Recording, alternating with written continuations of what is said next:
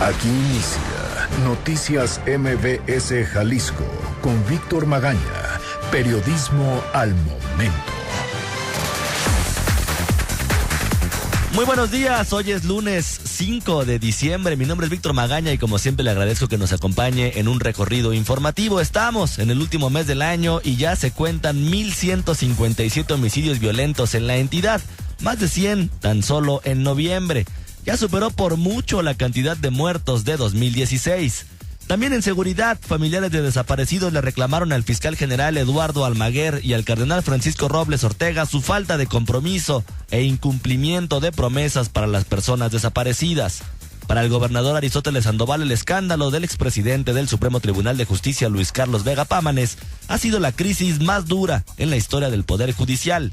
Dentro de la Feria Internacional del Libro, Cuauhtémoc Cárdenas presentó su libro Cárdenas por Cárdenas y aseguró que la corrupción es como una escalera y debe barrerse de arriba hacia abajo. El político Manuel Bartlett salió a decir que no puede haber un buen sistema de anticorrupción si no se juzga primero al presidente de la República, Enrique Peña Nieto. Madrid será el invitado de honor de la Feria Internacional del Libro de 2017, así lo informó el presidente de la FIL, Raúl Padilla López, quien destacó la importancia de acercar la cultura y lectura del invitado. En la edición 30 que acaba de concluir, que tuvo como invitado a América Latina, participaron 47 países, a donde asistió un estimado de 813,000 personas, 42 casas editoriales y 751 autores de 41 países. En Zapopan comenzó la campaña de recolección de juguetes para entregar a niños de 6 colonias de dicho municipio y Guadalajara invirtió más de 3 millones de pesos y entregó las obras de rehabilitación en el Camellón de Américas. En controles operativos se encuentra Hugo López, en la producción Carla Jiménez. Los teléfonos en cabina son el 36-298-248 y 36-298-249. Las redes sociales, @MBS Jalisco en Twitter, Noticias MBS Jalisco en Facebook y por supuesto mi cuenta personal, @semáforo en ámbar. Todas completamente a su disposición. 9 de la mañana en punto y nosotros ya comenzamos. Reporte especial. Bueno, un tema recurrente, de manera lamentable, aquí en la entidad es el de los desaparecidos, el de las personas que finalmente desaparecen, no llegan a sus casas y donde también las autoridades, la misma Comisión Estatal de los Derechos Humanos, se han mantenido por lo menos tibias, si no por decirlo omisas, en este tema. Y bueno, ayer familiares precisamente de los desaparecidos dentro de la Feria Internacional del Libro tuvieron una charla. ¿Y qué fue lo que dijeron? Raúl Torres, ¿cómo estás? Buenos días.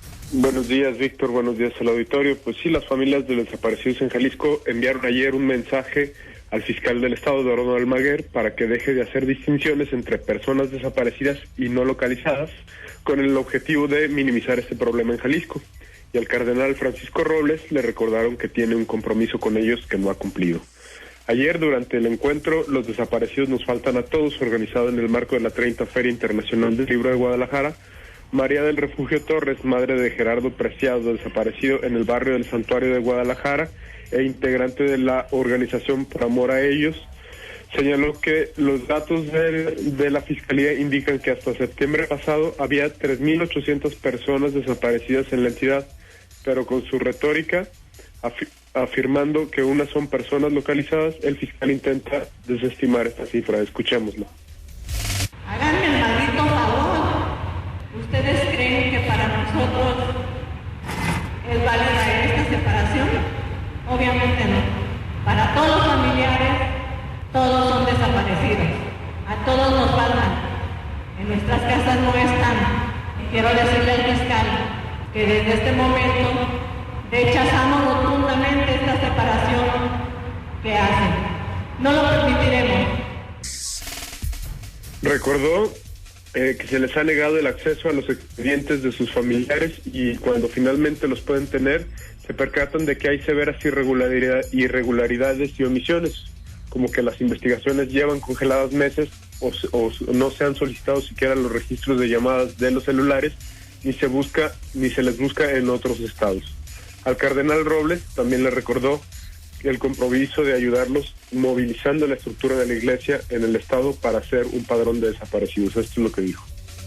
Quiero decirle al cardenal Francisco Robles Ortega que estamos esperando su apoyo. Él nos prometió que se les dedicaría un espacio en todas las misas de las 12 del día, un reconocimiento o hablar sobre los desaparecidos, que habría una hoja a la entrada de cada uno de los templos para que toda persona que tiene un desaparecido anotara el nombre de su familiar. Esto no se ha hecho. En el encuentro también estuvo presente Leticia Hidalgo, integrante de Familias por Nuestros Desaparecidos de Nuevo León, y madre de Roy Rivera, secuestrado el 11 de enero de 2011 en Monterrey por un comando cuyos elementos portaban chalecos de la policía municipal. Ella aseguró que lo ocurrido con los 43 estudiantes de Ayotzinapa es solo la punta del iceberg de lo que ocurre en todo el país. Esto es lo que dijo. Ayotzinapa nos regresa a todos los estados, porque lo sucedido en Ayotzinapa ha sido solamente un espejo de lo que ha sucedido en cada uno de nuestros estados. Cuando nosotros supimos de la tragedia, de la desaparición de nuestros estudiantes de Ayotzinapa Guerrero, estábamos viendo lo mismo que nos había pasado a nosotros años antes. Policías municipales, estatales, de todos los niveles, llevándose a los jóvenes. Ella indicó que el país atraviesa por uno de los momentos más sangrientos de su historia y puntualizó que, según cifras del propio gobierno federal, hay cerca de 30,000 registros de personas desaparecidas en México, pero solo se denuncian 2 de cada 10 casos. Ante esto, consideró que solo nos queda actuar juntos. Escuchemos. Nos necesitamos. Ustedes y nosotros dejamos de ser estos cuerpos separados. Necesitamos unirnos. Estamos completamente convencidos que solamente la organización de la ciudadanía, de nosotros, de los civiles, va a ser posible un cambio en México. No se lo podemos seguir dejando al Estado. Nunca, jamás, la justicia vendrá del verdugo. Por su parte, Hilda Legideño, integrante del Comité de Padres y Madres de los 43 estudiantes desaparecidos de Ayotzinapa, insistió en que ellos siguen manifestándose y acudiendo a este tipo de foros porque no se les ha dado una explicación coherente de lo que ocurrió con sus hijos y exigen que continúen las indagatorias, sobre todo en las líneas de investigación propuestas por el Grupo Interdisciplinario de Expertos Independientes. Aseguró que Ayotzinapa no es un caso aislado, como se ha dicho por las autoridades, y la muestra es que vivimos en un país con más de 30,000 desaparecidos. Es la información, Víctor. Raúl, y aquí Jalisco es un tema, como ya lo decía yo al principio, también recurrente. Recordarás con el exfiscal Luis Carlos Nájera, por lo menos estaba completamente invisibilizado. Decía él que o los hombres se iban de fiesta o las mujeres se iban con los novios y por eso no había desaparecidos aquí en la entidad. Al principio también de que llegó Eduardo Almaguer a la titularidad de la Fiscalía General del Estado, yo también lo aplaudí porque finalmente parecía que estaban reconociendo el problema que se da aquí en la entidad. Y bueno, conforme han pasado los meses nos damos cuenta que es prácticamente lo mismo. Sigue diciendo que no hay desaparecidos, que son personas no localizadas, y también el tema de que es un conflicto entre delincuentes. Así es, y este es el reclamo que tienen los padres de los desaparecidos desde hace meses y a través de las 3 ya meses de trabajo que han tenido con la Fiscalía. Y zonas, aunque las autoridades, como la semana pasada recordarás también, Roberto López Lara, el secretario general de gobierno, dicen que no pasa nada o que son declaraciones atrevidas, pues hay zonas en el estado donde prácticamente no se puede ni siquiera mencionar el tema por temor a quien te esté escuchando o a quien estés platicando, que finalmente ya no sabes realmente qué vínculos tenga, como la zona de Tala, la zona de los Altos de Jalisco, la misma región Ciénega. Claro, y la cifra negra es grande. Pues ahí está. Raúl, muchísimas gracias. Gracias a ti, Víctor. Un tema que sin duda alguna usted se dará cuenta que no hemos dejado de tocar aquí en los micrófonos de MBS Noticias Jalisco, un tema que no dejaremos de tocar, y nada más recordarle a las autoridades que los desaparecidos pues son personas y tienen familia y tienen hijos y tienen padres y tienen esposos o esposas, que lo único que desean es saber qué es lo que está pasando con las averiguaciones, saber dónde están, finalmente tratar de localizar a estos familiares. Y bueno, pues ahí están las declaraciones de estos familiares de los desaparecidos, donde reclaman a las autoridades pues una tibieza y que por lo menos digan las cosas con nombre y apellido como son, dejar de utilizar la descripción de personas no localizadas y comenzar a utilizar realmente el término de desaparecidos, que en Jalisco sin duda hay muchos, y también bueno a las autoridades religiosas, al cardenal, pues que cumpla con este padrón que había dicho, que la semana pasada, recordará usted, dijo que en Tala había por lo menos 40 desaparecidos, y luego salió el secretario general de gobierno a decir que era una declaración muy atrevida y que ni siquiera él se animaba a decir que esto fuera cierto. Y en lo que son peras o son manzanas, como ya lo escuchó usted, pues las autoridades siguen negando o por lo menos tratando de invisibilizar un tema que ya es imposible invisibilizarlo aquí en nuestra entidad. Son 9:08 a.m. Vamos a ir a una pausa, pero no se vaya, porque regresando, pues vamos a hablar de toda la información de inseguridad que se dio durante este fin de semana y cómo va el conteo de asesinatos en lo que va del año. En un momento continuamos en Noticias MBS Jalisco. Periodismo al momento. Comunícate con nosotros a los teléfonos 3629-8248 o 3629-8249. Estamos para escucharte. Seguridad. Regresamos a cabina de MBS Noticias Jalisco. Estamos a menos de un mes de que concluya 2017. Y por lo menos en el tema de homicidios, pues ya vamos a la alza, ya superamos al año pasado. Isaac de Loza, ¿cómo estás? Buenos días. Víctor, ¿qué tal? Muy buenos días para ti, para todos quienes nos escuchan. Pues sí, ya han transcurrido 11 meses de este 2016 y desde que terminó el primero, las cifras ya nos daban cuenta de un promedio de 3 muertes violentas por día en nuestra entidad. Y con corte al pasado viernes, en el Instituto Jalisciense de Ciencias Forenses, se han practicado 1,157 autopsias a personas que fallecieron por heridas de arma de fuego, por estrangulación, por golpes y por armas punzocortantes. En todo el mes de noviembre se contabilizaron 105 decesos por estas causas en el estado, 6 de cada 10 de ellos por vía de un arma de fuego. La constante, como en todo el año, es de 3.5 fallecimientos con violencia por día. Hoy, Jalisco registra 40 decesos bajo esas circunstancias, más que en el mismo periodo de análisis del año pasado, del 1 de enero al 2 de diciembre. Peor aún, cerramos el año con 120 casos más que en el 2014, cuando a esa fecha se contabilizaban 1,037 muertes violentas. Pero en esa estadística, Víctor y auditorio, no se cuentan aún los casos que ocurrieron durante el fin de semana que recién terminó y que a continuación resumo para ustedes. El viernes, un hombre de aproximadamente 40 años fue asesinado a balazos por un par de individuos que se le acercaron a bordo de una motocicleta en plena avenida Revolución, en la colonia San Pedro, en el municipio de Tlaquepaque. Rato más tarde, otro cadáver fue localizado, ahora en el municipio de Tlajomulco, en un pozo adentro de un predio muy cercano al fraccionamiento La Noria. La víctima, un hombre de entre 30 y 35 años, tenía huellas de golpes en todo el cuerpo y hasta el momento no ha sido identificado. El sábado, en el municipio de Ocotlán, fue localizado el cuerpo de una mujer de aproximadamente 25 años, quien fue decapitada con un machete, que además fue asegurado en la escena del crimen, la carretera que conduce a San Miguel de la Paz, cerca de la delegación de La Palmita. Por la noche de ese día, un joven de 23 años fue asesinado cuando se resistió a que 2 individuos lo despojaran de su vehículo. El hecho ocurrió en los cruces de las calles Monte Líbano y Sierra Leona, en la colonia Independencia de Guadalajara. Los homicidas, por supuesto, no han sido localizados. La misma noche del sábado, en la colonia Santa Ana, Tepetitlán, ocurrió un hecho similar, aunque la víctima de asalto fue estabilizada por paramédicos de la Cruz Verde de las Águilas. Un señor de 39 años se encontraba por las calles Francisco y Madero y Emiliano Zapata cuando se le acercaron varios, dice él, individuos armados con cuchillos, con quienes discutió para evitar ser atracado, aunque fue herido en cuello, ingle y abdomen. Un señor de 40 a 45 años fue asesinado a balazos durante una riña entre pandillas que ocurrió la tarde del sábado en la colonia Nueva Santa María, en Tlaquepaque. Domingo por la madrugada, un hombre fue asesinado en la colonia Hacienda Los Eucaliptos del municipio de Tlajomulco. Según la información que comparte la Fiscalía del Estado, los vecinos únicamente reportaron haber escuchado varias detonaciones de arma de fuego y al salir a la calle vieron a la víctima en el suelo.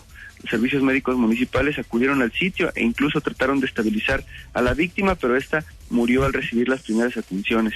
La autoridad estatal precisa que fue herido con una escopeta en el abdomen y el antebrazo. Rato después, la policía de Tlaquepaque localizó un cuerpo en estado de descomposición a orillas de una represa de la colonia El Órgano. De acuerdo con oficiales que resguardaron la escena, el hombre de mediana edad estaba en cuclillas, por lo que pudo haber sido ahogado, aunque esa pues es una suposición únicamente a este punto. Y finalmente, en el fraccionamiento Chulavista de Nuevo en Tlajomulco, este domingo localizaron el cadáver amordazado y atado de pies y manos de un joven de aproximadamente 25 años, a quien le asestaron varias heridas de arma blanca, al parecer un machete en la cabeza. Como escuchan, Víctor, la estadística de homicidios y de muertes violentas sigue incrementando de cara al cierre de este violento 2016. Es la información.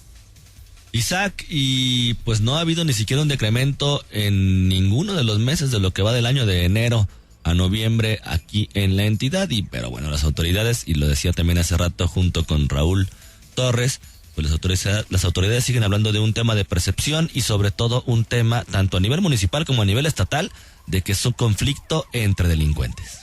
Prestemos atención, Víctor, a las estadísticas que ya nos compartía el secretario ejecutivo del Sistema Nacional de Seguridad Pública. Sí, las cifras son crudas y lo demuestran así. Somos uno de los estados con mayores indicadores en materia de homicidios. Pues ahí está. Gracias, Isaac. Buen inicio de semana. Igualmente, Víctor. Buenos días para todos. Y la ley anticorrupción está enfrentando a políticos y a especialistas. Carla Jiménez, buenos días. Víctor Euterio, muy buen día para todos. Pues la discusión del sistema anticorrupción continúa enfrentando opiniones y esto se reflejó durante el debate que políticos y figuras públicas realizaron durante un foro de la materia, esto en la Feria Internacional del Libro. Para el senador del Partido del Trabajo, Manuel Bartlett, el sistema no puede funcionar si no se ejecuta desde el más alto nivel. Escuchemos. Si no hay responsabilidad y poder enjuiciar al presidente de la República, no habrá ninguna anticorrupción que funcione, porque él es el principal. Y los expresidentes también. Los expresidentes tienen que ser juzgados. Por este discurso no convenció al politólogo Mauricio Merino, quien acusó al senador Bartlett de hacer proselitismo a favor del líder nacional del partido Movimiento de Regeneración Nacional. Escuchemos. Usted está haciendo campaña por Andrés Manuel López Obrador y su postura es que solo se puede combatir la corrupción si llega Andrés Manuel López Obrador a la presidencia de la República. ¿No sería más honesto decirlo así? ¿No sería más honesto confesar que una cosa es hacer campaña política y otra llamar a la organización de los ciudadanos para defendernos? Por lo menos tener la expectativa de defendernos de los que nos han engañado por años, de los corruptos de siempre. Quien hizo eco al reclamo por el discurso vendedor, es una cita del peteísta, fue la socióloga María Amparo Casar, quien considera que el desaparecer incluso la ley 3 de 3 no hará cambio alguno, pues los sujetos obligados han aprendido a omitir información y ocultar algunos bienes. Escuchemos. La transparencia y la corrupción no van necesariamente juntas. La transparencia en este país ha aumentado exponencialmente y la corrupción también. Entonces, tampoco nos creamos que transparencia a rendición de cuentas es lo mismo. Los integrantes de la mesa, Víctor Auditorio, coincidieron en que el sistema anticorrupción es apenas una pequeña parte del engranaje total que puede frenar la corrupción en el país. Entre las acciones propuestas para mejorar en este ámbito, el senador del PAN, Roberto Gil Suart, propuso terminar con el mercado negro, la profesionalización de los servidores públicos, así como eliminar la sobreregulación de trámites. La información, Víctor. Carla, muchísimas gracias. Buen día. Y el excandidato presidencial por el Partido de la Revolución Democrática, el PRD, Cuauhtémoc Cárdenas, presentó en la Feria Internacional del Libro de Guadalajara el libro Cárdenas por Cárdenas, en donde narra la vida y obra de su padre, el general Lázaro Cárdenas del Río, en donde aseguró que la corrupción debe ser barrida como las escaleras, de arriba hacia abajo. Esto al referirse que se debe de investigar a diferentes actores políticos para erradicar la práctica de la corrupción en el país. Escuchemos. La corrupción se combatiera en cualquier forma que se presentara y quien quiera que fuera la persona o las personas que pudieran estar involucrados en hechos de corrupción. Me parece que la corrupción se tendría que estar barriendo como una escalera de arriba para abajo. Ahora, ¿qué va a hacer este gobierno? Pues no lo sé. Yo creo que en muchos casos podrían estarse pisando sus propios callos, pero pues vamos a ver qué hace. Es decir, yo creo que por lo que encuentra uno en los medios, pues tendrían que ser muchos. Durante los casi 800 páginas, Cárdenas Solórzano destaca la vigencia del legado que dejó su padre al país y asimismo aseguró que su libro contiene las respuestas para resolver algunos de los problemas que aquejan actualmente a México. A las 9 de la mañana con 21 minutos, los teléfonos en cabina, ya se lo sabe, 36-298-248 y 36-298-249. Vamos a una pausa y regresando platicaremos también sobre el escándalo de Vega Pámanes, qué es o qué significó, por lo menos para el gobierno estatal, y también el triunfo de Donald Trump a la presidencia de Estados Unidos, pues sigue dando mucho de qué hablar. En un momento continuamos en Noticias MBS Jalisco. Periodismo al momento. Escríbenos a nuestras redes, @MBS Jalisco en Twitter o Noticias MBS Jalisco en Facebook y sé parte de la información. La ciudad. El escándalo de Vega Pámanes, la crisis más dura en la historia del Poder Judicial, así lo aseguró el gobernador Aristóteles Sandoval. Fátima Aguilar, buenos días. Buenos días, Víctor. Saludos a ti y al auditorio. Pues sí, ante la salida de Luis Carlos Vega Pámanes como presidente y magistrado del Supremo Tribunal de Justicia del Estado, pues el gobernador de Jalisco, Aristóteles Sandoval Díaz, aceptó que ese poder vivió la crisis más dura en su historia. Al asistir al informe de actividades 2016 del Supremo Tribunal, Sandoval Díaz retomó el escándalo del ex magistrado, al que catalogó como un desgaste inédito y golpeteo político, pero que a pesar de eso la institución se mantiene fuerte, sólida y una persona no representa a ese poder. Es por eso que frente a jueces, magistrados y trabajadores de esa institución dejó un mensaje que según él abonará a la certidumbre y claridad de lo que vendrá en el Poder Judicial. Escuchemos. El gobernador del estado no está interesado en ejercer control alguno en este poder soberano. Así de simple y así de franco. Mi interés apunta a que el Poder Judicial sea realmente autónomo, independiente y capaz de romper en su totalidad con las inercias del pasado. Siempre he entendido que mi deber es marcar distancia tajante y plena del proceso de renovación del Poder Judicial estatal. Pues de igual manera hizo un llamado a los demás actores políticos a alejarse del proceso de renovación que vive ese poder con la elección de un nuevo magistrado y las reformas que se discuten en el legislativo para el Poder Judicial con la finalidad de que tenga un presupuesto constitucional independiente y una hacienda judicial. En su discurso también se refirió a su padre, el magistrado Leonel Sandoval Figueroa, un lazo consanguíneo del cual aseveró no interfiere en sus responsabilidades como gobernador. Escuchemos. Los afectos del tiempo de sangre no mellan ni me mueven un centímetro de las convicciones que tengo como jefe de Estado en la entidad. El Poder Judicial requiere transformarse y adecuarse a las nuevas dinámicas sociales que exigen mayor transparencia, apertura y capacidad de interlocución. Lejos de las cuotas de partidos. Ahorita retomaremos la comunicación con nuestra compañera Fátima Aguilar. Mientras tanto, le platico lo que está publicando el día de hoy el periódico Mural referente al tema de Donald Trump. Dice: amagan cobrar el muro vía Tratado de Libre Comercio.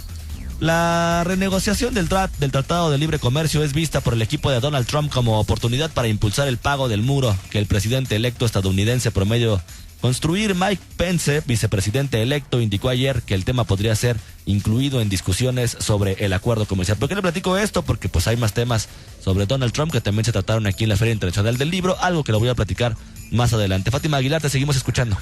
Pues sí, Víctor, según Sandoval Díaz, también el Ejecutivo siempre ha sido respetuoso de la autonomía de ese poder, pues aseguró que jamás han intervenido con llamadas para solicitar la orientación en algún asunto. El mandatario estatal también aprovechó su asistencia al Supremo Tribunal para garantizar a los trabajadores los pagos de su aguinaldo, esto ante las advertencias que hicieron en días pasados los sindicatos de un paro de labores y no se aseguraban las prestaciones de finales de año. Por su parte, el presidente del Poder Judicial, Félix Padilla Lozano, en un informe sin autocrítica, dijo que están dispuestos a trabajar con el Ejecutivo y Legislativo para renovar la institución e hizo un llamado a jueces y magistrados para mantenerse alejados del golpeteo político. Pues es la información, Víctor. Fátima, muchísimas gracias. Buenos días. Oye, lo que le platicaba, el triunfo de Donald Trump a la presidencia de los Estados Unidos de América es el momento justo para unir esfuerzos para la defensa de los derechos humanos de los migrantes.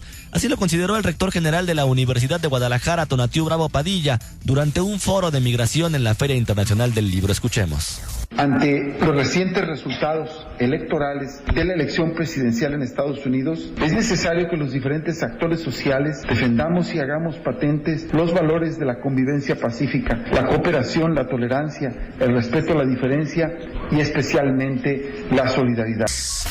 Por su parte, el defensor de los derechos de los migrantes, el padre Alejandro Solalinde, recordó que la estrategia contra migrantes anunciada por el republicano Donald Trump no es nuevo, pues las barreras, limitaciones y faltas para los migrantes ya existen.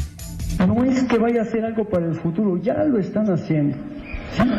Los migrantes, yo he aprendido, el movimiento migratorio, para mí es un movimiento migratorio, es imparable, es autónomo, sigue sus propias leyes, lleva en sí los valores que van a regenerar a la nueva humanidad.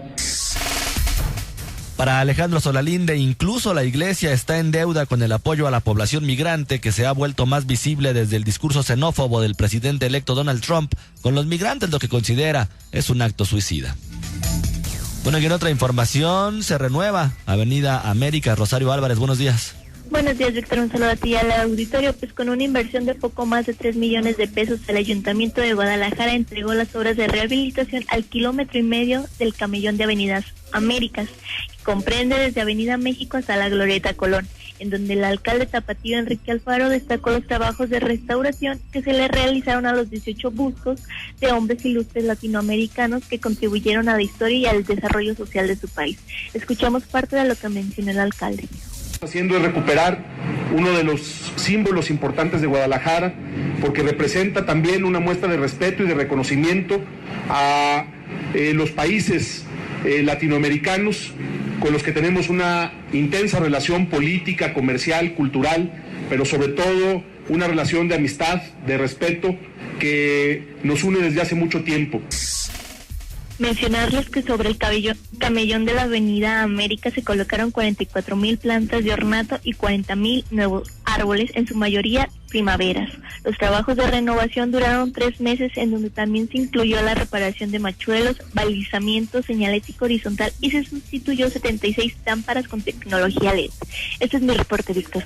Rosario, muchísimas gracias. Buenos días. Y el Ayuntamiento de Zapopan inició una campaña de recolección de juguetes para entregar a niños de 6 colonias del municipio. La meta es llegar a los 20,000 juguetes para entregar a niñas y niños de bajos recursos. Así lo detalló la directora de turismo de la ex Villa Maicera, Josefina Barragán. Los trabajadores del gobierno municipal participarán también en esta colecta. Todas las dependencias, cada uno de los trabajadores, que somos, gracias a Dios, muchísimos, vamos a donar juguetes pues en buen estado, de preferencia nuevos, que no sean de pilas, que no sean bélicos, y que podamos llevar a cada una de las colonias y darles un regalito, una alegría a todos nuestros niños.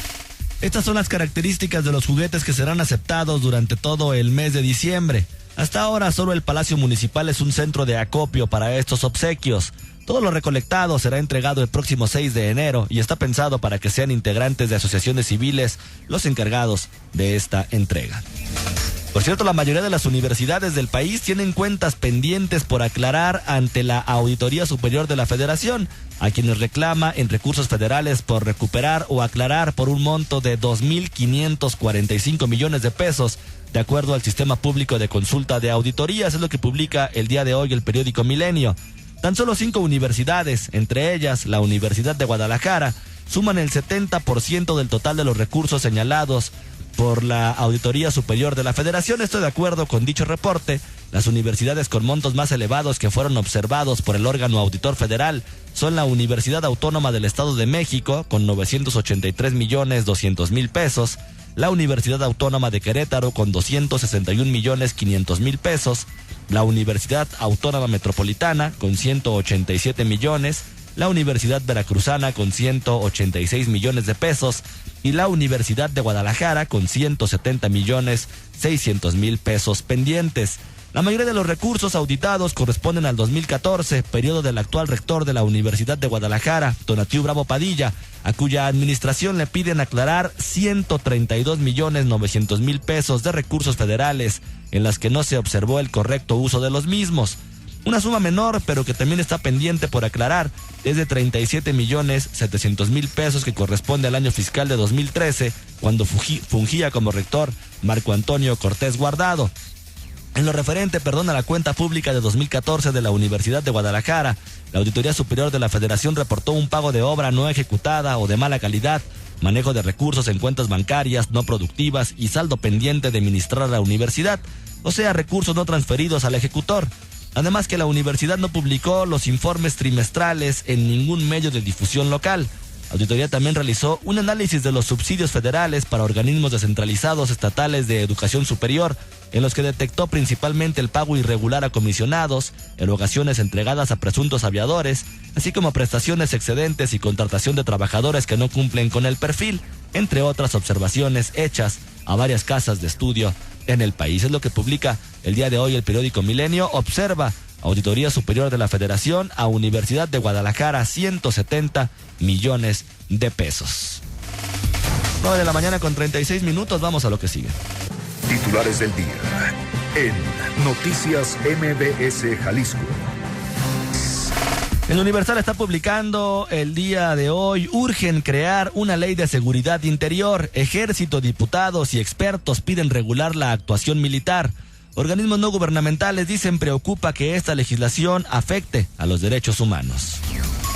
El periódico Excelsior: calculamos más, reconocen. PRD, erramos. Izquierda debe proteger el Tratado de Libre Comercio. Carlos Navarrete acepta que el tratado comercial ha tenido beneficios para México. Estuvo mal administrado por el gobierno, señaló Pablo Gómez. Periódico Milenio: a nivel nacional, el TLC vía para hacer que México pague el muro. Trump encontrará la manera. Vamos a acabar con la inmigración ilegal, dice Pence. El periódico Reforma: chocan por compras Instituto Mexicano del Seguro Social y los estados. Critica el seguro que gobiernos rechacen compras consolidadas. Aseguran entidades que desairan adquisición conjunta por retraso en la entrega. Y por último, la jornada nacional: la OCDE será moderado el crecimiento de México en 2017-2018. Lo ubica entre 2.3 y 2.4%. Divulga Hacienda. El reporte se delinea ese panorama ante la llegada de Trump. Señala que la economía ha resistido pese a la baja petrolera y a la debilidad comercial. Son 9 de la mañana ya con 37 minutos. Mi nombre es Víctor Magaña. Como siempre, le agradezco muchísimo habernos acompañado en este recorrido informativo. Le recuerdo que usted y yo tenemos una cita el día de mañana a las 9 de la mañana en punto con la información más importante y más actualizada de lo que sucede en la zona metropolitana de Guadalajara y en el interior del estado. Por lo pronto, yo le pido que continúe en la frecuencia de Exa FM aquí en el 101.1. Como siempre, pase usted un muy bonito día. Por hoy, Noticias MBS Jalisco ha concluido su transmisión. Lo esperamos de lunes a viernes por esta estación.